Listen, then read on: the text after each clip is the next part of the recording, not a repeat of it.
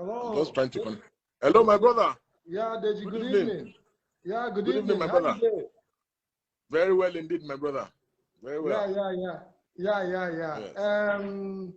I've been following your post all day. I know they're happy with you, but all the same, you have a right to your I know. I know. You have a right to I your know. opinion. And you have the right not to be happy with me. Some other times you also have the right to be happy with me. And the people in the north will not be happy with me that time. Now so life be.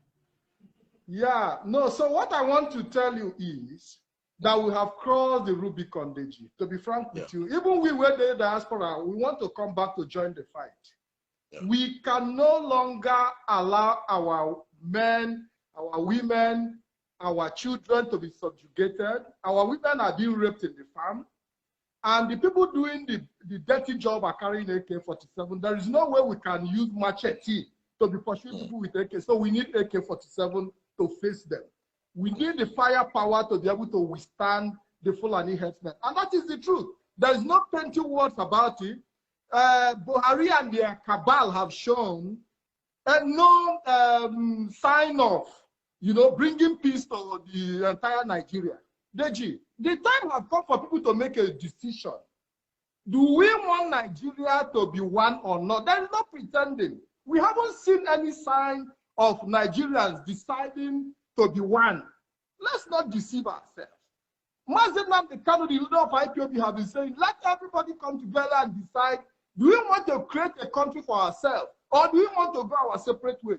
Coming together is not by force. You cannot it's not by force at all. You cannot you can't even force anybody to be in a marriage. Absolutely. You cannot leave Futojelo Mountain all the way from Mali, come into Nigeria, come into my land to intimidate me because you have AK-47. We have endured for years. The Biafra people have been killed with their flags, even with empty hand, and the world is not paying attention. Look at how they killed IPOB, You understand, my brother. Look at now, how many times these people don't kill IPOB members? How many times we don't cry? Are we not all here? How many Facebook live I don't do? They cry on top of this issue. How many letters I don't write? I think the time for crying is over. Because the language Nigeria understand is violence. No, I know that these animal government people, I know that they don't understand the language of peace. I know. However, my brother, see, I swear to God, sometimes I go wake up for night. God is my witness. And I don't big past that level to lie. Wait, see, what is my interest? I can pick up my bag today and I will be gone and I'll be gone forever. And I will not look back. We are not ready to run away from our land. Hold on, my brother. See, my brother, what I am saying, I also want me to look that side. They say, yes, I agree that everybody don't tire. People don't tire. Generally, people don't tire. Because this rubbish don't they go on for years. And this man, they support them 100%. We don't cry. We don't shout. We don't do everything. However, my brother, I am saying that, look at, when things start to happen, now innocent people in this thing go affect pass. People will not even know. Just look at that woman, that trader will die for Olu. My brother, I watched that video more than 6 times. 6 times. How soldier we they pay them? The taxpayer, how you go to shoot innocent woman? Deji, do you know that there would have been more casualties if not for the presence of the ESN? There would have been more casualties in Olu. What propelled them was the presence of the ESN. Because the Nigerian military, they are good at shooting at the innocent. But we saw them running when the ESM came. They were running into factories. They were running into hiding. You understand? But when they come to open, we've seen them carry out atrocities in the riverine areas where they go burning villages, burning communities down because they feel that the people are not armed. There is no need for anybody to be. The Nigerian army is a terrorist organization on its own. And even the leader of IPOB have already proscribed them as well as a terrorist organization. And we have to move it forward for the world to proscribe the Nigerian army because they haven't shown any sign of discipline when it comes to dealing with civilians. And the proof, what happened in Olu, is a typical example that when you hold what they hold, they run away from you. They evidence is there. When you hold what the Nigerian military has, when you have that firepower, they will run away. They will all withdraw back to their base. Why? Because of the intervention of the ESN. And I can tell you, they are beginning to understand that the people are no longer joking. We in the diaspora are preparing, Deji. To be frank with you, we will be coming back when the time comes, because it will not make any sense we living in diaspora and see our people being killed in the zoo called Nigeria. So the army you see on the ground is a preparation. It's a preparation. We are all coming down. So there is no need for us to be painting it. It is, if Nigeria wants peace, they know how to go about it. They know how to go, but they don't want peace. Nigeria is a mafia country ruled by mafians, and you take the power of mafia to stop them. I live in a mafian country myself, and I know how the mafia operates. The people you have in power are a bunch of mafians. And it takes an extraordinary strength, capacity to bring them to their knees. And you cannot bring them down by begging and carrying Biafra flag. Or even when you held your Nigerian flag at Lekki Toll Gate, didn't they shoot you? They shot and killed innocent people. Unarmed innocent people. So it's not a question of whether you are patriotic or you are not patriotic. You are going to die. Even you that is shouting for one Nigeria, have you not been attacked in Abuja? Absolutely. All the people shouting for one Nigeria, who want Nigeria to be united, to be one indivisible. And all of you say, even when you are shouting for one Nigeria with the Nigerian flag, you are being killed. Solomon, my brother, Solomon Emiola just said something. He said, Deji, Nigerian military is ethnically biased with their president. And you can see that even there was a news report today that the people that Buratai recruited, he recruited mainly many people from the north. So you cannot really blame people. Deji, we are no longer interested in the position of. Listen, Nigeria have what it takes to make itself better. But the truth of the matter is, the way Nigeria is constituted, we cannot move forward. We know ourselves. Let me tell you, the whole world knows that anything you give a black man, they use it against themselves. AK-47 have been produced. Now the black man is handling it. They are using it to kill themselves. It is very, very unfortunate. We have never had anything and made good use of it. My brother, in your view, do you believe? Yes. Do you believe that the Southeast governors should be put on, maybe like give them a notice to act responsibly, just like the way the Southwest governors have acted responsibly? Hold on, my brother, hold on, please. Yes. Because you see, this whole idea of non-state actors, you know, that's what started Boko Haram.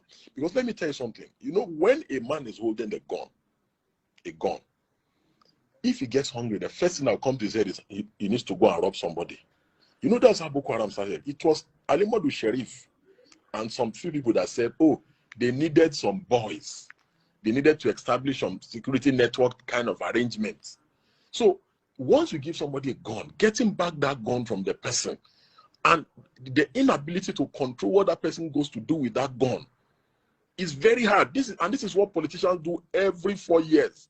They arm thugs all over the place. And once you arm one person, how do you call him back to say, go here, don't go? So because, and if somebody does it in Enugu successfully, somebody else is going to do it in Nasarawa, in Kebbi, in Adamawa, in Kogi, and everywhere. So what I am saying, yes, I agree with you. See, there's nothing you have said that I will say, except if I don't have a conscience, that you've not said anything that is wrong. Do you understand? You've not said one thing that is wrong. However, we must strike a balance between what we want versus what will not degenerate and what will not make people, what will not make us lose unnecessary lives. Again, because yes, we are trying to fight the headers, who are the criminal headers, who are terrorists, who are killing people, who are kidnapping people, who are raping women, you know, and destroying properties, farmlands, and all that. But in the process, let's not go and create something that may even be worse. So for me, my brother, I swear by the living God, I have never for one day said in my heart that, oh, today I'm going to hate on somebody or I'm going to attack. No. it's not even in my nature. People that know me, they know that anything I say is from the sincerity of my heart. It's because I see something wrong and I'm trying to provide a solution or offer help. There are people who are Buhari supporters, they can swear on their life that I'm the worst enemy of Nigeria. I hate Buhari. I'm a goat. That if they see me, they should kill me. There's nothing that they don't say. However, I always say one thing. In the process of us solving one problem, let us not go and create another problem that will be bigger than the problem we are trying to solve. So in my view, what do you think? How do you think we can strike that balance? Yes, you talked about Southeast governors. Southeast governors have shown no willingness to secure their territory. They haven't shown, and that is what brought about the ESN. If the Southeast governors have taken the step they are supposed to take, there wouldn't have been need for ESN. We've been shouting, put your acts together, put yourself together, give your people security, but it is the last on their own priority. They are not even interested. What they are interested in is the next election of 2023. They are even ready to give out the Eastern region to be able to become president of Nigeria. That is their ambition. And we must look, before you start criticizing the Eastern Security Network, we've seen people come out to support, even some prominent people are beginning to now come out to support the Eastern Security Network. But before you criticize the Eastern Security Network, have you taken your time to look at the circumstances that brought about the Eastern Security Network? These are the things we should be looking at, we should be talking about and be looking at. The circumstances that brought the Eastern Security Network. These are the things we should be putting into consideration. What brought the Eastern Security Network is about leadership failure. Leadership failure from the Eastern governors who have failed to put security in place. And here we are, somebody who is even declared a terrorist, now decided to take the step in the direction to secure their people. And some people are coming out to tell you, no, it shouldn't happen. If everybody in Nigeria have to arm themselves, there was a tweet you made, and you said if that we are coming to a point where people have to arm themselves, and the tweet is circulating. You made it some few time ago, and it is the right decision. If people have to arm themselves, it is the situation we find ourselves. We have to arm ourselves to defend ourselves. I remember what happened in Nimbo. And in Nimbo, the governor was aware that the attackers were coming. The governor of Enugu tried to put a call across to Aso Rock, and nobody was picking his call. And we saw what happened in Nimbo community, where people were massacred. If the people of Nimbo were armed, that massacre wouldn't have taken place. But because they were not armed, they were helpless. That was why those who went to Nimbo succeeded, carried out operation for hours without any interference from the Nigerian army, without any sort of interference from the Nigerian police. They just went into the community and finished the operation and left without whatsoever government interference. Up to today, none of those people have been brought to justice. Deji, I mean, we should wake up. We have seen that this Buhari government is, there is a motive behind everything that is happening. It's not by mere how do I say it? It's not by coincidence. What we see happening today is a long-term programmed agenda, and it is within our power as a people to decide if we are going to stand up and die or we are going to kneel down on our feet and beg. You understand? We've seen T.Y. Danjuma come out in the open.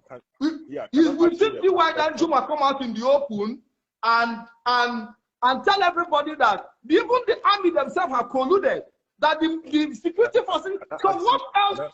If somebody in that capacity can come out and tell the people that the security forces have colluded with the bandits and the criminals, what else do you want to hear? What else do you want to know? If the security forces that are securing you are not securing you, then you should be able to secure yourself. Yeah, can I ask you one last question, please? Yes, go ahead, Deji. Do you support those calling on other people from other parts of the country, ethnic groups, tribes, to leave their own part of the country, considering the fact that even if Nigeria and this other part of the country were two independent countries, sovereign countries, that you don't just call people from another country to evacuate and leave your country. Do you support those? Yeah, Deji, there is no way. I live in Europe. And I know the battle they fight every day on the issue of immigration. There is a database. I'm not talking about immigration now. When people begin to excommunicate other people from their part of the country, that people begin to give ultimatum, you must leave this place now. Igbos must leave the north.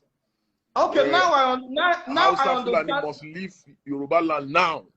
Now I understand the question. The truth of the matter is that the situation we find ourselves is a situation where the leaders, because when you look at the Nigerian politicians, the Nigerian leaders, they are the most ethnic jingoists. When it comes to election, a politician will tell you not to vote for another. They use ethnicity and religion for political gains and purposes. And by so doing, they have already planted it in our hearts that you can use ethnicity as an aim to achieve your personal interest. So when you see people call other people to leave their environment, when you see the Arewa youth telling the Igbos to leave the north, it is because they know that the country does not belong to all of us. In their heart of hearts, we're only pretending. Because if you see an Igbo man as a Nigerian, first of all, you cannot tell an Igbo man to leave his country. Even if they were two independent countries, I don't see how you begin to excommunicate people. Exactly. Even if they are two independent countries, we've seen even we that live in Europe, the white people have not asked us to go back because maybe they have diplomatic issues with the country of our origin. You know, but they can't even tell people from a country to leave their country. Absolutely, but these are strategies. These are strategies, and also an eye opener for you to know that the country you that is supposedly yours, you feel is yours, is not yours. That we are all ethnic based. We should identify. You know, the problem we have in Nigeria is that we haven't all come together to decide whether we want to live together as one. We haven't come out together, and that is why we see what is happening. It was actually a forced marriage. Yeah, we haven't all come together to decide whether we want to live together as Nigerians, and that is the reason you see somebody tell somebody who doesn't come from his ethnic group that you have to quit tomorrow because they are not feeling comfortable with you, and you are not feeling comfortable. But when we all sit together on the round table and decide whether we are going to live together, then we cannot decide what kind of country do we want to create for ourselves. Let's not deceive ourselves. Well, and these are the things that the elite, the so-called elite, have failed to do. Yes.